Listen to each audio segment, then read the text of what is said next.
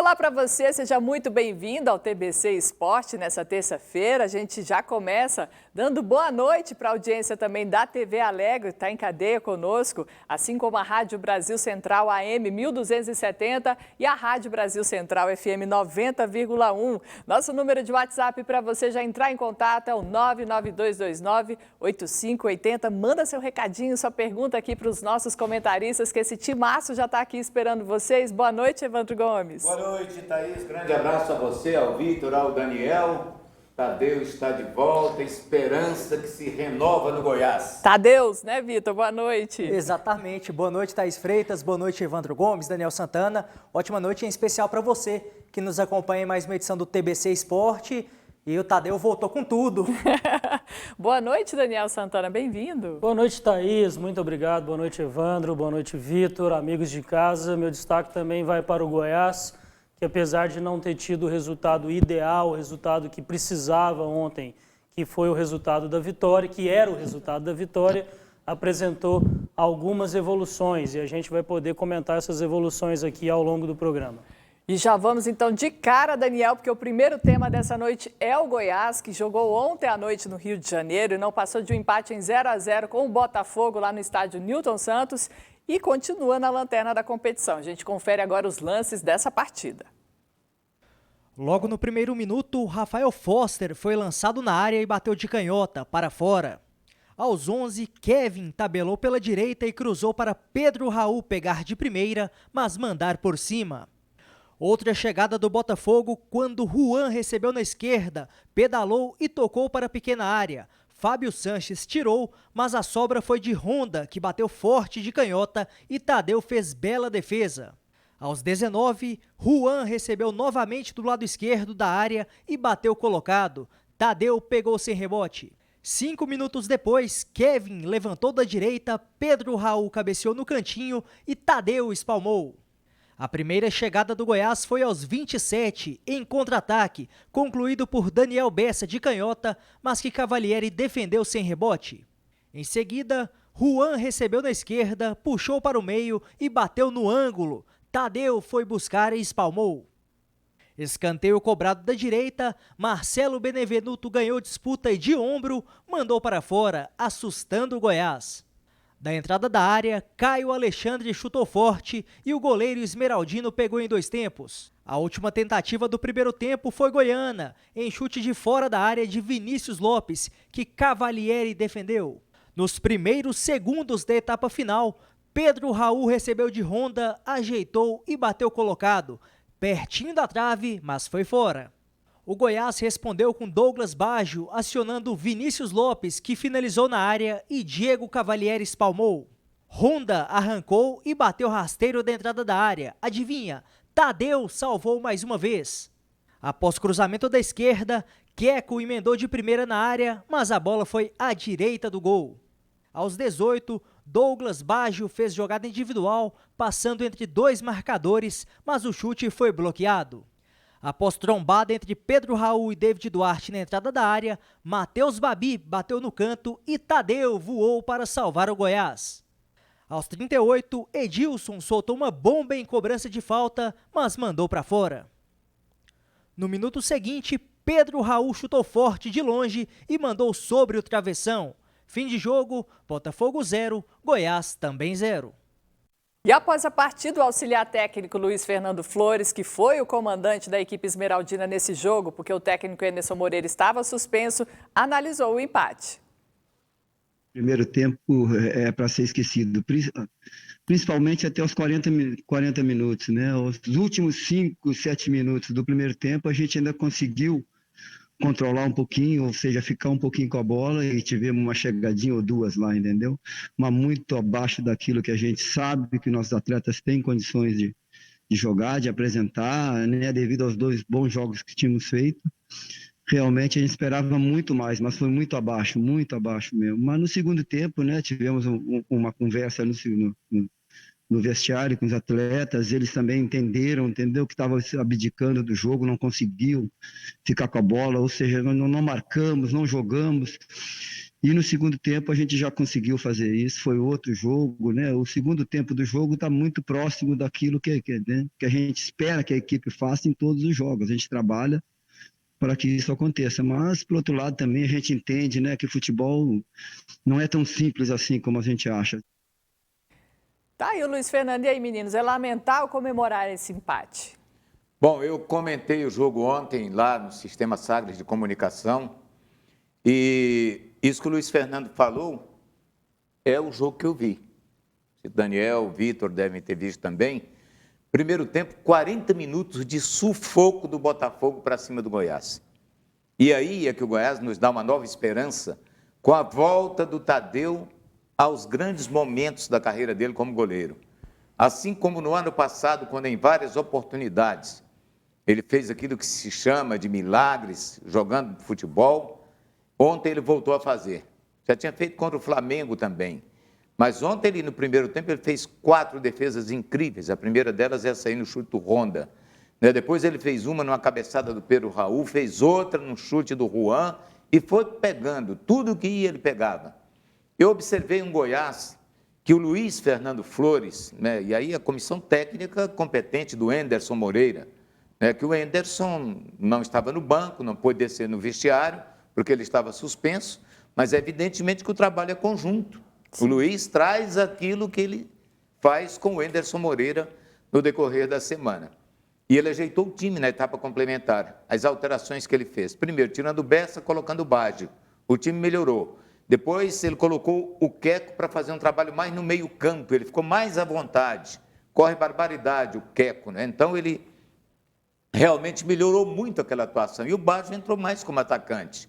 Falta, no meu entender, para o Goiás, que se equilibrou mais no meio campo com o Ariel Cabral, né? Melhora um pouco aí, é uma expectativa de melhora com a chegada do Fernandão, que é um jogador que está entrando devagarzinho, mas a gente sabe que ele, com a experiência, pode somar muito para o time do Goiás e precisa melhorar o Caju. Primeiro tempo sofrível, segundo tempo melhorou um pouco, como todo o time do Goiás.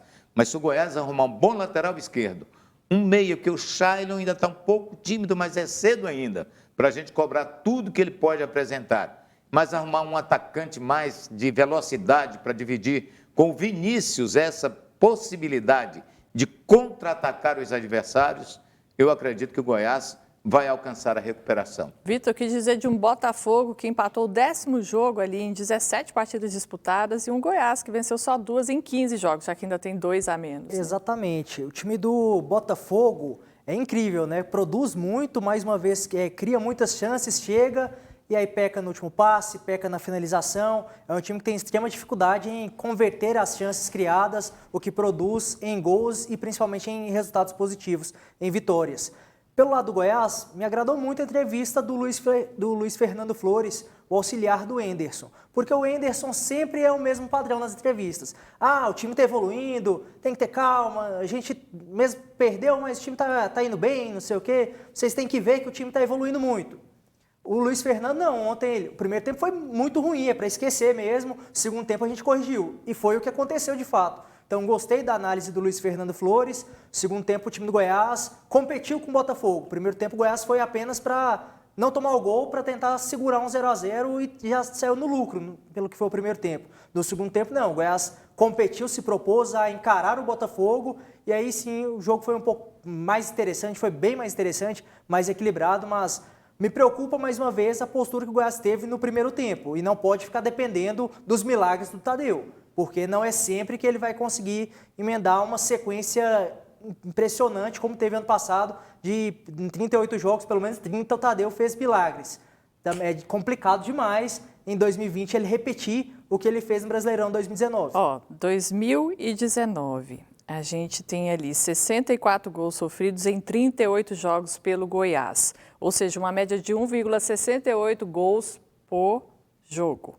Em 2020, a equipe esmeraldina já tem 28 gols em 15 jogos. Essa média já está em 1,86. Caiu um pouco, até ontem estava em 2, né? Pois é, e ontem 0-0, Daniel. Como você avalia?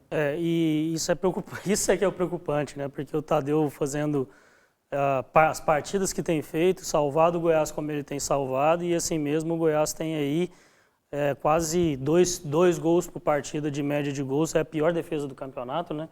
Então isso já preocupa bastante. E com 2 jogos a menos, né? Com 2 jogos a menos. Da mesma forma que a gente analisa a tabela sempre falando que o Goiás tem 2 jogos a menos, também tem que analisar quando se trata de um lado ruim, que é o lado dos gols que o Goiás levou. Mas, como eu disse no meu destaque, eu vi esse primeiro tempo ruim, que todos estão falando do Goiás, esse segundo tempo de evolução, mas eu vi um ponto que me motivou mais nessa partida do Goiás, que foram evoluções individuais. Não só do Tadeu, que está melhorando e está conseguindo manter as boas defesas que tem feito, mas vi um grande jogo do Queco. Acho que se o Queco jogar assim sempre, e eu imagino que aí já tenha o dedo do Anderson Moreira em deixar ele jogar um pouco mais solto, eu acredito que se ele jogar assim sempre, ele pode contribuir muito para o Goiás, e principalmente do Baggio, que entrou e entrou muito bem. Então, me agrada ver que o Goiás tem algumas opções de qualidade, sim, para o Anderson poder mudar o time e poder colocar aí, com o treinamento, que ele reclamou que não teve até agora, com o treinamento, colocar esse time com maior capacidade ofensiva, esse time mais competitivo no campeonato. Ainda não me agrada a situação do empate, a situação dos gols, mesmo sendo um jogo fora de casa, eu disse aqui, o Goiás está a 6 pontos do último colocado, na zona do rebaixamento ali, né? Do penúltimo colocado, que ele é o último. Então o Goiás, mesmo vencendo seus 2 jogos, que são extremamente difíceis contra São Paulo e Grêmio, 2 grandes equipes que estão bem na competição, nem assim o Goiás sairia da lanterna do campeonato. O Goiás já desperdiçou a vantagem de ter jogos a menos. Então precisa somar pontos e isso não veio ainda, mas a evolução individual me agradou no Goiás. E a gente ainda tem um Goiás que vai jogar fora de casa novamente no final de semana, né? Vai para Campinas enfrentar o Bragantino lá no Nabi Abichedi e com o retorno do Rafael Moura e do Anderson Moreira, mas acaba perdendo o Breno por suspensão para essa partida. O Breno que ontem, quando tirou a máscara, melhorou. Ele estava com a visão periférica Exatamente, ele falou isso. Né? Ele falou que quando ele olhava assim, perdia. Eu já tinha detectado isso, falei antes do primeiro tempo. No segundo tempo eu observei que ele voltou sem a máscara e ele passou a ter um passo melhor. Vendo aqui essa classificação do Goiás, são 45 pontos a média para poder fugir de rebaixamento. O Goiás tem 23 jogos a fazer ainda, né? São 23, né? 19 no segundo turno, mais 4 agora. 23, 3 extra, 69 pontos. Ele precisa de pelo menos uns 48% de aproveitamento para atingir a meta, porque só tem 11 pontos conquistados. Ele teria que ganhar, para deixar uma média boa, os 4 jogos que restam para ele nesse primeiro turno.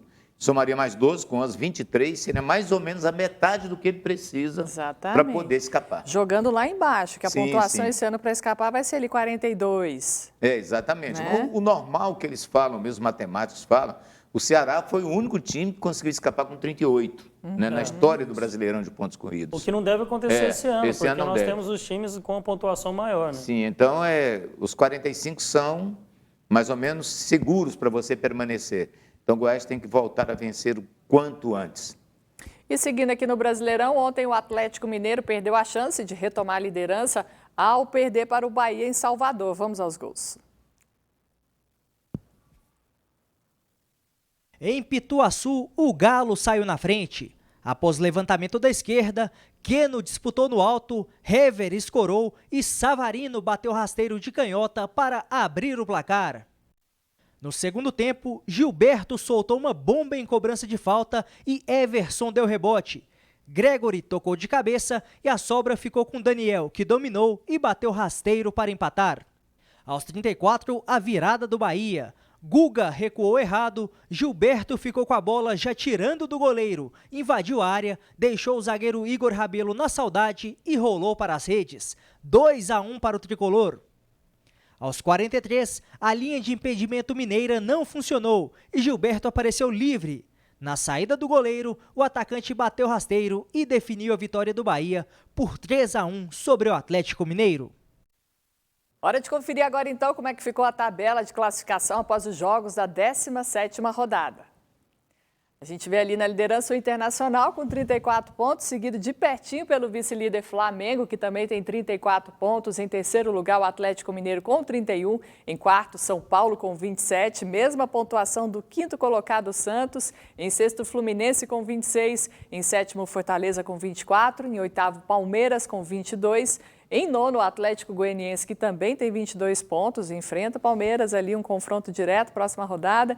Em décimo, Grêmio com 21. Em 11º, o Sport com 20. Em 12º, Bahia com 19. Em 13º, Ceará, que também tem 19 pontos. Mesma pontuação do Botafogo, que está em 14º. Em 15º, a gente tem o Vasco com 18, seguido do Corinthians também com 18. Abrindo a zona do rebaixamento, o Atlético Paranaense com 16 pontos, seguido do Coritiba, que também tem 16, do Bragantino, e na última colocação o Goiás com 11 pontos. Mas lembrando aqui que o São Paulo tem 2 jogos a menos. São Paulo e Goiás são os únicos times que só jogaram 15 vezes, né? E o Atlético Mineiro, que está na terceira colocação, só fez 16 jogos também. Então ele poderia igualar caso vencesse a próxima partida. Pode embalar bastante, embolar Exato. bastante, né? Ficar com 34, Atlético Mineiro, Inter e Flamengo, e o São Paulo com 33 pontos. Então, pode ser uma disputa e tanto na ponta. Eu acredito que o título brasileiro desse ano não sai desses 3 aí, Atlético Mineiro, e o mais favorito é o Flamengo, sem dúvida nenhuma. Eu também acredito que fica entre esses 3 que têm disputado até agora. Já disse aqui, eu lembro que na minha estreia eu disse que o Flamengo, pelo que vinha jogando, mesmo com o time desfalcado, mesmo com os problemas que teve com o Covid, que o Flamengo, quando estivesse inteiro, para mim, atropelaria e ganharia fácil esse Campeonato Brasileiro. Eu ainda continuo achando que isso vai acontecer. Todo mundo jogando no seu 100%, jogando com as suas equipes completas e o seu potencial total, eu ainda vejo o Flamengo acima de Internacional e acima de Atlético Mineiro, e acho que vai embalar no segundo turno. Eu acredito que a disputa fica entre Flamengo e Atlético Mineiro, e o Atlético ontem, mais uma vez, produziu muito. O primeiro tempo foi um massacre do Atlético para cima do Bahia, conseguiu fazer só um gol. O segundo tempo o Atlético perdeu inúmeras oportunidades, e aí o Bahia conseguiu um empate, e a defesa do Atlético Mineiro falha todo o jogo. É impressionante o quanto o time ataca e o quanto dá espaços. E acabou tomando o segundo e o terceiro gol, acabou perdendo o jogo lá em Salvador. Os times do São Paulo são assim. Ou eles ganham de goleada ou perdem. Né? O Santos foi dessa forma. Não tem meio termo, né? O Santos levou goleadas feias lá em Campeonato Paulista e tudo mais. Mas o Atlético Mineiro é um time que ele só tem um empate no campeonato. E tem mais um time que tem 15 jogos também, que eu esqueci de citar aqui, que é o Vasco. Está numa situação que ele precisa ganhar esses 2 para trás aí para melhorar a vida dele. Para mim, o grande problema do Atlético Mineiro não é nem essa questão de ter um time que vai para vencer e caso não vença, acaba perdendo. Para mim, o grande problema é porque o Atlético Mineiro não dá conta de jogar fora de casa. É impressionante ver o que esse time não consegue produzir quando não joga no seu estádio. Se eu não me engano, é o pior visitante do campeonato. Não é, Vitor? Depois tem que olhar isso, mas se eu não me engano, é o pior visitante do campeonato. Tá bom, e vamos fechar agora o primeiro bloco Não deve ser porque o Goiás não ganhou nenhum jogo, né? Tem isso também. Vamos falar então do Atlético Goianiense, gente, que se reapresentou hoje após o empate na última rodada, e o atacante Zé Roberto falou com a imprensa. Ele está empolgado ali depois de ter marcado o primeiro gol no retorno ao clube atleticano. Vinha tentando ajudar o máximo possível, correndo, batalhando durante os jogos, mas meu jogo não estava encaixando muito bem ainda. Também pelo fato também de eu estar chegando agora, né, retornando e tendo conhecendo alguns jogadores agora e tendo esse entrosamento um pouco afetado. Eu acho que agora com esse entrosamento começando a um pouco dar certo, pela forma também que o time joga, a gente podendo entender um pouco mais. Eu acho que meu jogo pode sair, eu acho que a tendência agora é só melhorar. Vamos buscando aí cada jogo e estar marcando novamente para poder ganhar confiança. Eu acho que fazer esse primeiro gol foi importante para mim, porque agora a confiança aumenta. E tirando o gol também, eu acho que eu pude fazer um bom jogo ali, fazendo o que o professor pede, né, que os companheiros também pedem também, que é importante, que é segurando a bola na frente, dando opção, abrindo espaço. E aí, o Zé Roberto agrada, meninos? Um gol, né? Até agora, um gol, a gente esperava mais.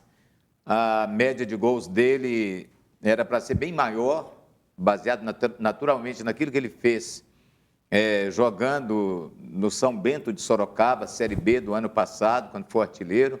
Chegou um jogo que ele fez 5 gols contra o Londrina, né? Ali ele começou a chamar a atenção. aquela volta dele ao Brasil, jogando pelo Ituano. Ituano? Não. Pelo Ele Mirassol. Mirassol, Campeonato Paulista, marcando 2 contra o São Paulo.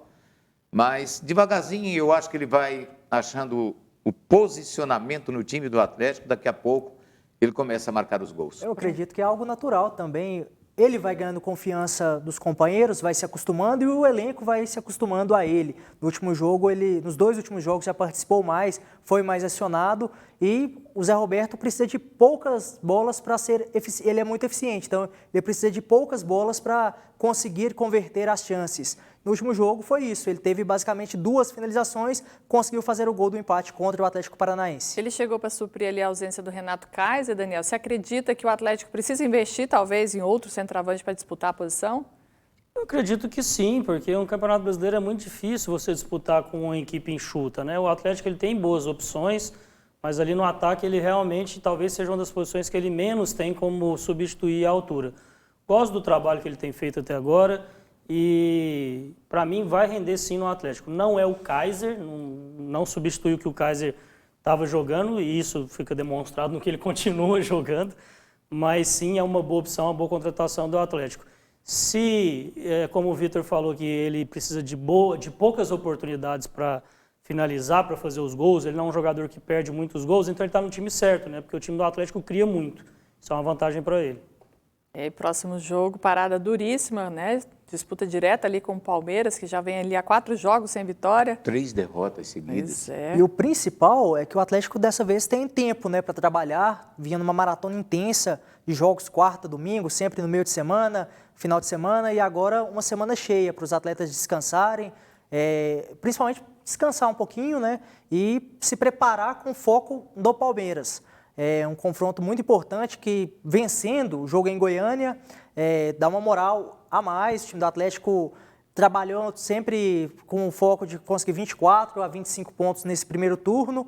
Vencendo esse jogo, já chega nessa pontuação e ainda sobe um degrau a mais na tabela de classificação, deixa o poderoso, rico, milionário Palmeiras para trás. Mas são 4 derrotas que o Palmeiras tem, né? Isso. Foram 3 com o Luxemburgo e uma nessa última. Para um time que tem valores como o Palmeiras tem, terrível. E vai pegar um time sem treinador, que muito possivelmente ainda vai estar sem treinador, afinal, hoje o treinador do Del Valle, o Miguel Ángel, disse que precisa terminar algumas coisas, né? Terminar o seu compromisso com o time para depois assumir o Palmeiras. O Palmeiras ainda tenta que ele chegue, mas acho improvável que ele chegue a tempo de dirigir o time contra o Atlético. Então, talvez no campeonato tenha sido o melhor momento para o Atlético enfrentar o Palmeiras. E um jogo previamente marcado ali para o Estádio Olímpico, todo mundo vive aquela ansiedade de reabertura do Antônio Ascioli, né? Horário lindo, né? Que é das 4 da tarde.